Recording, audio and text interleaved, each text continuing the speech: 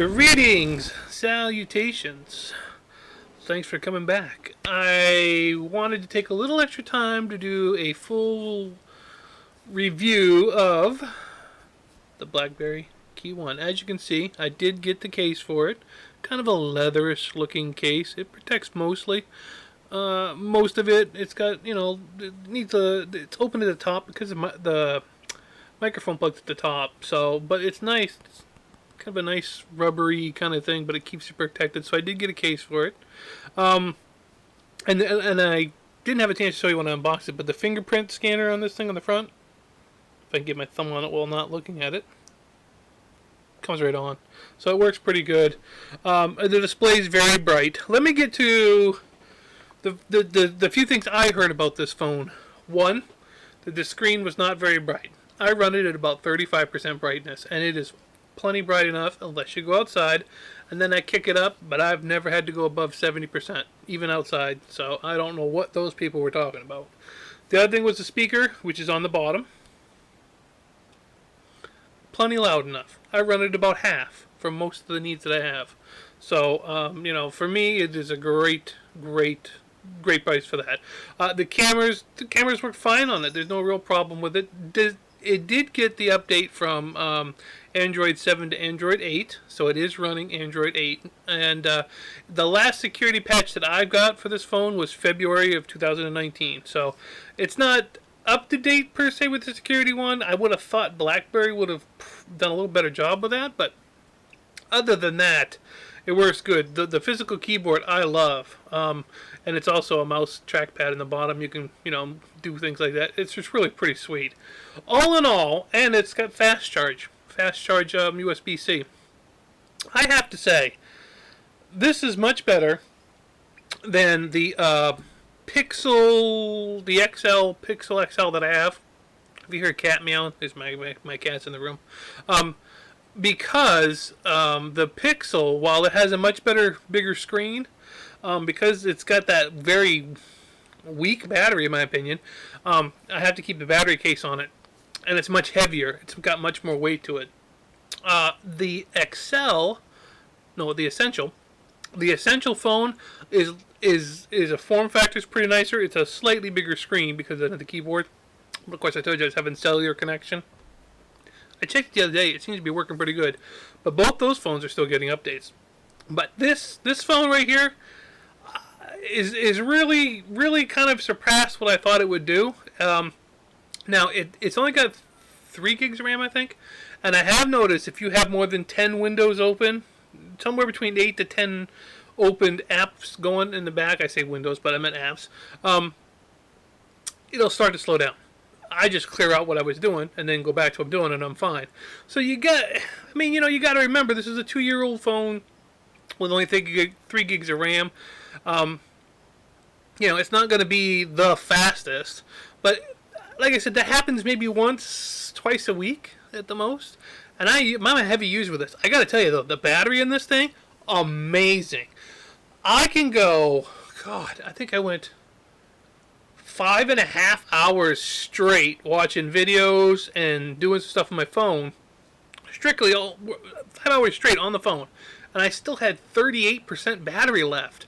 It's a workhorse. I can see why people who are business people love this phone. The keyboard is so nice when you're doing it. And it did take a little bit to get used to it. I have to admit. By the end of the day, if I'm getting a little tired, my eyes are bothering me, it's kind of a little, I got to think a little bit more when I'm using the keyboard. But other than that, it's really good once you get used to it.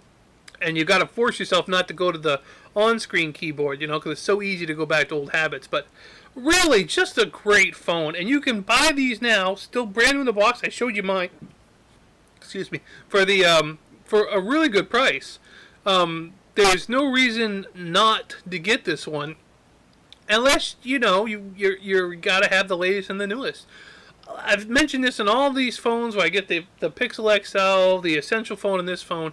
If you can live with something that's about a year at the minimum, or 2 to 3 years old, you can really get really good phones for better than budget priced cell phones are now.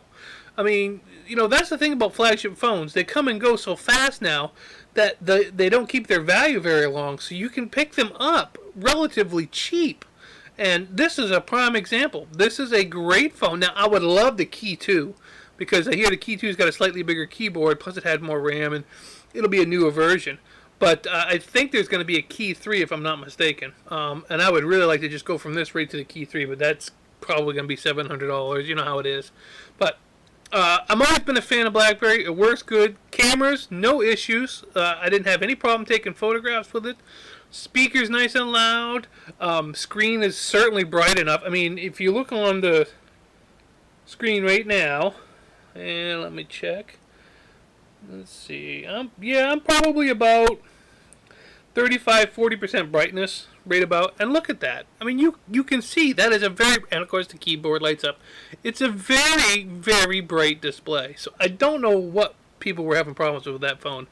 All in all, if you can pick one of these up, even if you get one that's used, but if you can pick one up new in the box, and you can snatch one of these up, and you can get it for less than, say, $120, depending on where you look. So, you can go a little higher, maybe about 150. Get 150, you get a brand new one in the box. I know you can.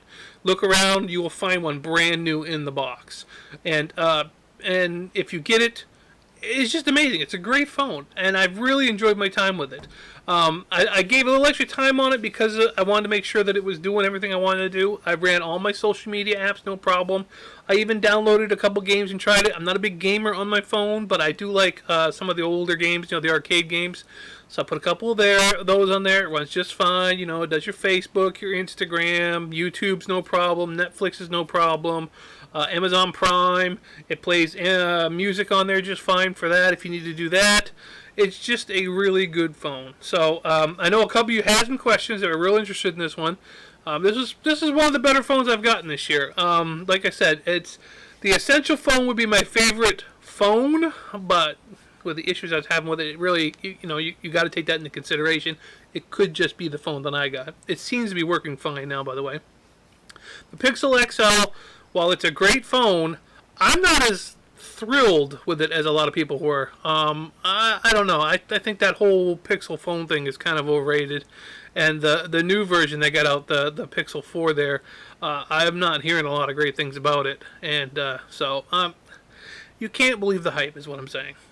Anyway, this has been my final thoughts on the Blackberry Keyone.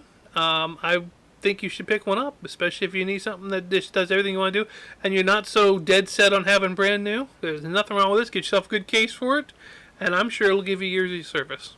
Alright, thanks for watching. Oh, I am going to have another video up shortly. I am doing this video on my webcam, as you can tell. I used to do a lot of my videos on the other phones, but camera issues and stuff are having issues. I've got something coming, hopefully, for that as a solution. So I'll be making a video about that. Hopefully the next video will be about that situation, so I might be doing a little better with my camera work, hopefully. Alright, we'll catch you later.